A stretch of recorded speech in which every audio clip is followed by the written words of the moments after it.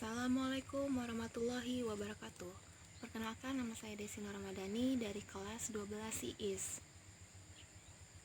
Assalamualaikum warahmatullahi wabarakatuh. Perkenalkan, nama saya Bella Aprita dari kelas 12 IIS. Assalamualaikum warahmatullahi wabarakatuh. Perkenalkan, nama saya Winda Rusmawati, kelas 12 IIS.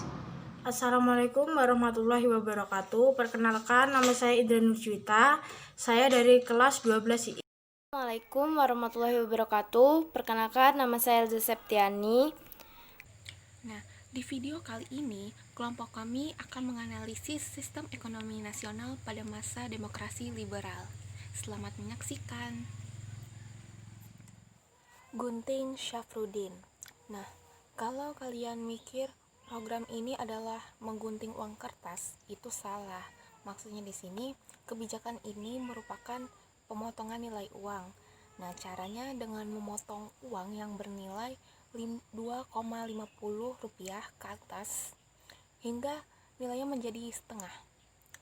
Kebijakan ini dikeluarkan pada tanggal 20 Maret 1950 oleh Menteri Keuangan saat itu, Syafruddin Prawira Negara. Kebijakan ini dilakukan dengan cara menggunting uang kertas menjadi dua bagian kanan dan bagian kiri. Guntingan uang kertas bagian kiri tetap merupakan alat pembayaran yang sah dengan nilai separuh dari nilai nominal yang tertera. Sedangkan guntingan uang kertas bagian kanan ditukarkan dengan surat obligasi pemerintah yang dapat dicairkan beberapa tahun kemudian. Kebijakan ini dilakukan pemerintah guna mengurangi jumlah uang beredar di masyarakat dan menambah kas negara. Gerakan Benteng.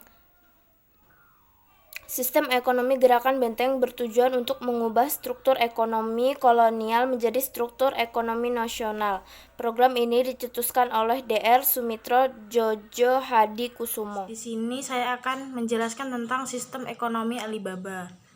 Sistem ekonomi Alibaba diprakarsai oleh Mr. Iskat Cokro Hadi Surjo, Menteri Ekonomi pada masa Kabinet Ali. Kabinet ini fokus pada kebijakan Indonesia dan mengutamakan kaum pribumi. Kata Ali mewakili pengusaha pribumi dan Baba mewakili pengusaha Tionghoa. Program ini berisi pemberitahuan kredit dan lisensi pemerintah untuk pengusaha swasta nasional pribumi agar dapat bersaing dengan pengusaha non-pribumi.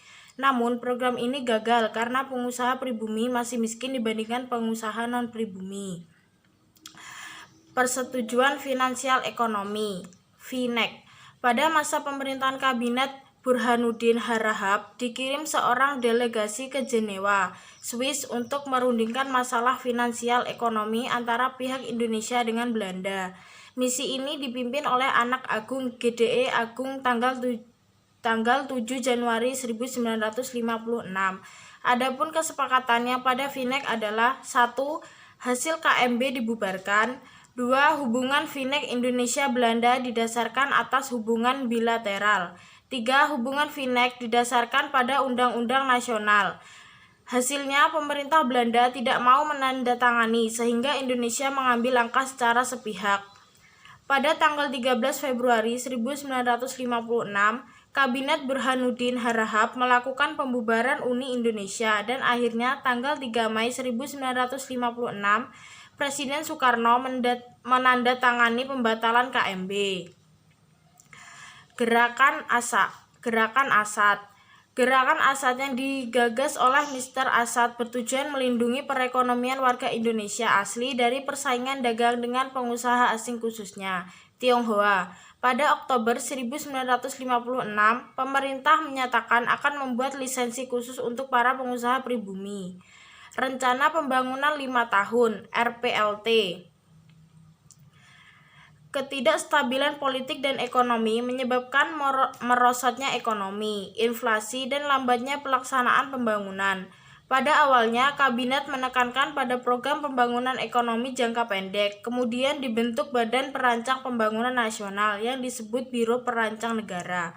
Pada bulan Mei 1956, biro ini menyusun RPLT, Musyawarah Nasional Pembangunan MUNAP. Pada masa Kabinet Ali Sastroamidjojo II terjadi ketegangan antara pusat dan daerah. Masalah tersebut untuk sementara waktu dapat teratasi dengan Musyawarah Nasional Pembangunan (MUNAP). Tujuan diadakan MUNAP adalah untuk mengubah rencana pembangunan agar dapat dihasilkan rencana pembangunan yang menyeluruh untuk jangka panjang. Rencana tersebut tidak dapat dilaksanakan dengan baik karena 1.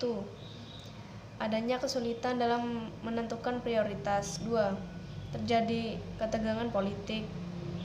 3. Timbul pemberontakan PRRI atau Permesta nasional perusahaan asing. Selain kebijakan-kebijakan yang diberlakukan pada warga negara Indonesia, perkembangan kehidupan ekonomi bangsa Indonesia di masa demokrasi liberal juga tidak lepas dari kehadiran perusahaan-perusahaan asing yang menjadi milik pemerintah Indonesia atau lebih dikenal dengan nasionalisasi.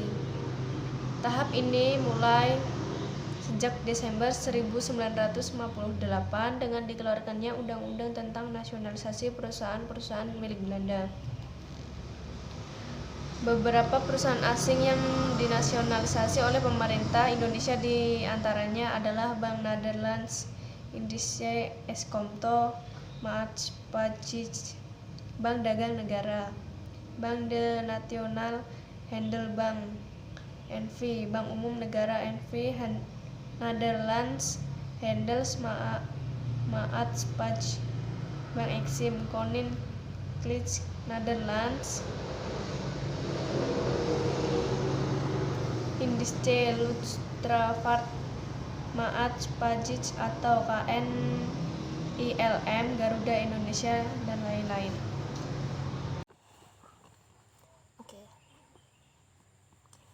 Pada tanggal 19 Juli 1951, Kabinet Sukiman membentuk Panitia Nasionalisasi di Java Sebang yang berdasarkan pada keputusan Pemerintah Republik Indonesia nomor 122 dan 123. Pemerintah memberhentikan Dr. Hawing sebagai Presiden di Java Sebang dan mengangkat Mr. Syafruddin Perwira Negara sebagai Presiden di Java Sebang yang baru. Pada tanggal 15 Desember 1951, diumumkan Undang-Undang Nomor 24 Tahun 1951 tentang nasionalisasi di Java Sebang menjadi Bank Sentral. Kemudian pada tanggal 1 Juli 1953 di Java Sebang berganti menjadi Bank Indonesia. Sekian video presentasi dari kami. Jika ada kesalahan, mohon dimaafkan. Terima kasih. Assalamualaikum warahmatullahi wabarakatuh.